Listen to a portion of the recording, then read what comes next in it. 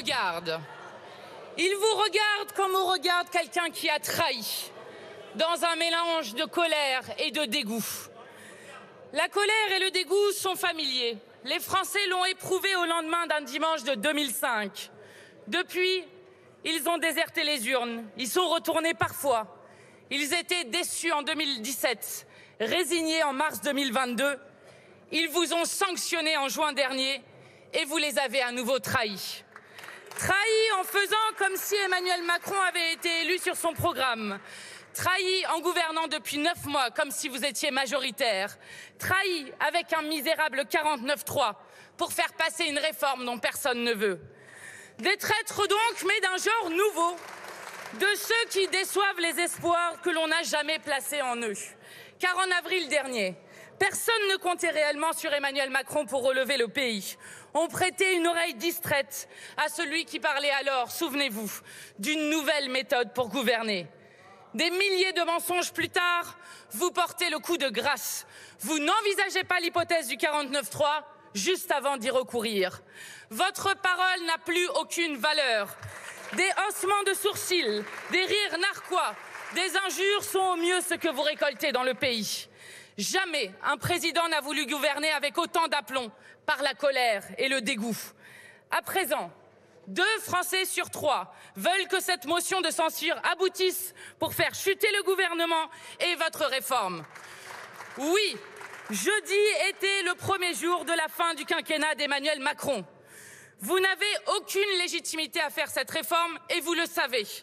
Votre défaite est d'autant plus grande que vous aviez mobilisé tout un arsenal pour l'imposer de force. 50 jours pour discuter d'un texte, un temps de parole limité, des petits accords de couloir, des ministres qui défilent pour parler d'une réforme juste et équilibrée, de gauche et qui ne fera pas de perdants, d'autres qui accusent les grévistes de provoquer une catastrophe écologique, agricole et sanitaire, un vote bloqué au Sénat, un bras d'honneur à l'Assemblée, pour finir par un 49-3 sous forme d'aveu de faiblesse. Quelle misère morale et politique! Ni légitimité populaire, ni légitimité parlementaire. Vous avez précipité le pays dans une crise de régime. L'artisan de ce chaos est porté disparu. Emmanuel Macron se cache depuis des semaines derrière ses fusibles. Il communique uniquement par correspondance. Un jour pour dire que cette réforme est nécessaire, l'autre pour souhaiter que le texte, je cite, puisse aller au bout de son cheminement démocratique quand il n'a emprunté qu'un sentier autoritaire. Après son passage en force, il fait de la France, dès le lendemain matin, la risée du monde. Le journal conservateur Der Tagesspiegel titre « Macron n'est pas un réformateur mais un démolisseur. Ce 49-3 est une catastrophe politique ». Pour le journal libéral The Economist, on voit mal du positif émerger de cette pagaille. Le journal italien La Stampa évoque un geste trop irréfléchi qui peut déborder l'Élysée. Un journal danois évoque une bombe nucléaire déclenchée dans un chaos total. Pour El País, ce 49-3 va empoisonner la vie politique. Le New York Times évoque une méthode qui traduit une forme de mépris. Oui, Emmanuel Macron fait honte à la France. Les Français avaient pourtant joué le jeu. Avec des syndicats unis, ils manifestaient pacifiquement depuis des semaines, faisaient grève, perdaient des jours de salaire au moment même où les prix explosent. Avec ce 49-3, Emmanuel Macron souffle à l'oreille du pays un raisonnement dangereux. En démocratie, pour être entendu, la démocratie ne suffit plus. Que reste-t-il alors? Le forcené de l'Élysée dégoupille une grenaille et bouge toutes les issues. Il ne laisse au peuple aucune porte de sortie. Il porte l'entière responsabilité d'une explosion de colère.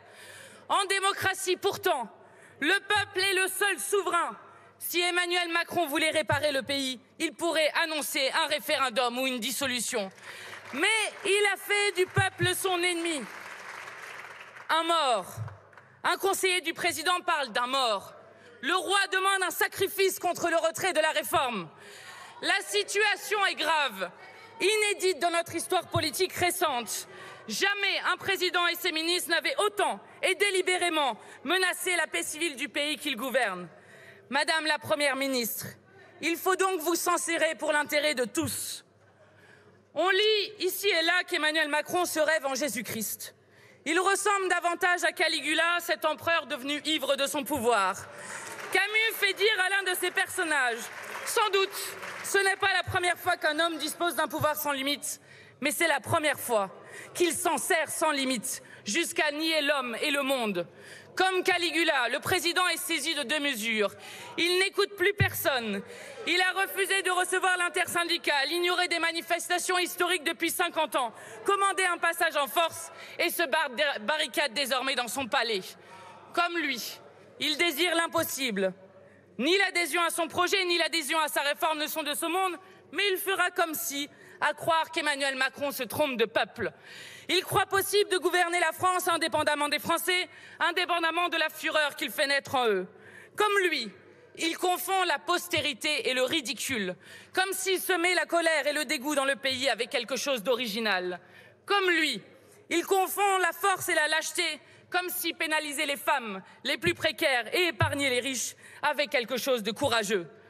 Avec le même cynisme que le Caligula de Camus, il dit: gouverner, c'est voler, tout le monde sait ça, mais il y a la manière.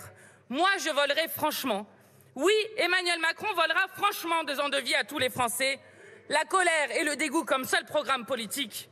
Quel temps perdu! Il y avait pourtant tant à faire. La sécheresse ravage le pays.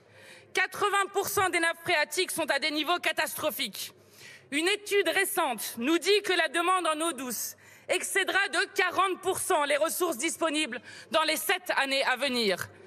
Les grandes entreprises profitent de l'inflation pour gonfler leurs prix et dégager plus de marge. Pendant ce temps, les Français en sont réduits à voler dans les supermarchés. On sait que les 12 milliards que vous cherchez pour les retraites se trouvent dans la poche des plus riches qui ne paient pas d'impôts, comme le révèle l'Institut des politiques publiques. Quel temps perdu à répandre la colère et le dégoût. Heureusement, il y a de quoi se réjouir. Pas ici, non, jamais, là-bas, au dehors. Depuis des semaines, des millions de personnes défilent dans les rues. Pas pour le plaisir, car elles y perdent des plumes, mais pour leur dignité. Ils ont ceci de différent de vous, qu'ils prennent leur existence et celle des autres au sérieux. Même si vous lui accordez bien peu de valeur, ils tiennent à la vie, à leur vie. Ils tiennent à leur vie car ils n'en ont pas d'autres. Ils tiennent à leur vie et n'ont personne en haut pour la défendre. Au fond, vous misiez sur un océan de dégoût pour faire passer votre réforme. Mais même cela, vous n'y êtes pas parvenus. Le 49.3 a fait l'effet d'un détonateur. Jeudi dernier, des centaines de milliers de gens dans tout le pays se sont réunis spontanément, sidérés par votre brutalité. Ils savent où réside la violence, la vraie. Pas dans des autocollants placardés sur une permanence, mais dans le fait d'imposer 2 ans ferme, de briser, d'user, d'épuiser encore davantage les corps et les nerfs. Comme à chaque fois, vous vous servez de la police pour répandre le dégoût. En quelques jours, on a vu poindre le spectre des gilets jaunes dans le maintien du désordre. Jeudi soir, 97% des personnes interpellées ont été relâchées sans poursuite. 1400 gardes à vue prolongées inutilement. Des jeunes manifestants humiliés, agenouillés le dos au mur, les mains sur la tête. Des charges violentes et injustifiées, des nasses et fouilles arbitraires. Vous tentez désespérément de relancer la machine à découragement. Vous n'y parviendrez pas. Vous n'y parviendrez pas car la période a révélé aux yeux de tous une réalité insoutenable.